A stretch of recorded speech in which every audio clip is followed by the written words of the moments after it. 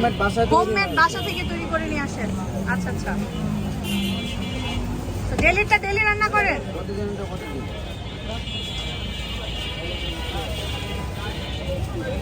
আছে যেটা কিনা বিভিন্ন সাইজের পিজা পাওয়া যায় এখানে, ছোট আছে, বড় আছে, মিডিয়াম আছে। আর উনি বাসা থেকে চিকেনগুলো কুকিং করে নিয়ে আসে। কি মশলা ইউজ করেন চিকেনগুলোর মধ্যে? এগুলোর ভিতরে আমি আদা, রসুন এবং গরম মশলা, আচ্ছা। এলাচ এবং লবঙ্গ, দারচিনি, আচ্ছা আচ্ছা, এই সমস্ত ভালো মশলা দিয়ে তারপরে আমি নিজ হাতে করি। নিজ হাতে করেন? কোনো কিনা মশলা না। আচ্ছা আচ্ছা। আর চিকেনগুলো কোথা থেকে কিনেন? চিকেনগুলো আমাদের নিজেদের এই আছে, দোকান আছে, আচ্ছা, এই জায়গা থেকে আমরা নিজেরাই মোটামুটি কি করে হাড্ডি ছড়াই নিয়ে? ছড়াই নিয়ে আসি। আচ্ছা আচ্ছা, অন্য কোনো অনলাইনে কিছু কাজ করি করেন না? আচ্ছা অনলাইনে জিনিসটা আমি পছন্দ করি। আচ্ছা আচ্ছা। আপনার এমনি ডেইলি কয়টা পিজা বিক্রি হয়? কত 20 থেকে 30টা পিজা। মাশাআল্লাহ, যাক ভালো।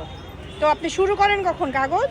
আমি শুরু করি বিকাল 4টার পরে, আসরের মধ্যে পড়ি। 4টা থেকে 12টা নাকি? আচ্ছা 12টা। 20-30 টাকা 4টা থেকে 12টা ভালোই হয়। তো আপনার একজন কর্মচারী ওকে ওকে রাখতে হয় আর কি, তো এরকম হয় মানে টোটাল লাভ হয়? টোটাল মোটামুটিভাবে হয় আর কি। হয়। আচ্ছা,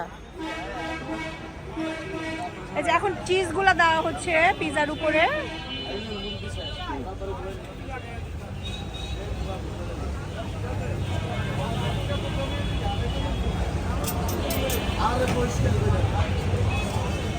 এই যে এখানে আবার গাড়িও আছে, গাড়িটার মধ্যে অর্ডার দেওয়া যাবে, ফোন নাম্বার দেওয়া আছে। আমি পিজাটা খেয়ে রিভিউ দিব, এখানে ফোন নাম্বার আছে।